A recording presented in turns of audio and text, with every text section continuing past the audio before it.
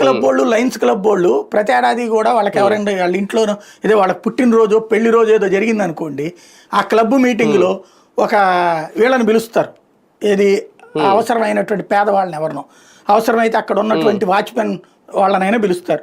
ఓ బియ్యం బస్తా ఇస్తారు, లేకపోతే ఓ బట్టలు కొని పెడతారు. ఎనఫ్ అయిపోయింది. ఇప్పుడు ప్రభుత్వం ఆ పని చేస్తుంది అనమాట.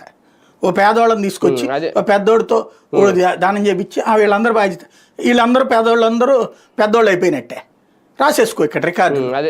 అదే నేను నా అబ్బాయి సాఫ్ట్వేర్ ఇంజనీర్ అవ్వాలని ఉందని అన్నాడు. ఆ చదువు అంతా ఇప్పుడు వీళ్ళు చదివించాలి, వాళ్ళ ఇంట్లో వాళ్ళ కుటుంబ బాధ్యతలంతా వీళ్ళు తీసుకోవాలి. ఎవరు లాయిడ్ హెల్త్ కేర్. ఇప్పుడు సాఫ్ట్వేర్ ఇంజనీర్ అవ్వాలంటే ఈ గవర్నమెంట్ తరఫున ఉన్నటువంటి ఫీజు రియంబర్స్మెంట్ స్కీమ్ ఏంది? విద్యా దీవెని ఏంటి? తీసేస్తారా ఏంది?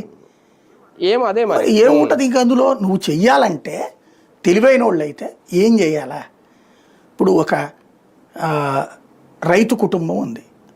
ఓ రైతు కుటుంబం అంటే రైతు కూలీ కుటుంబం.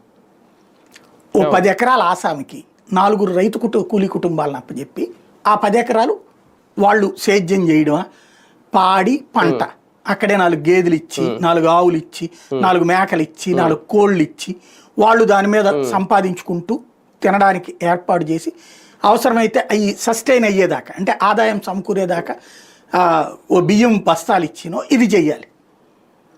అంతే కదా?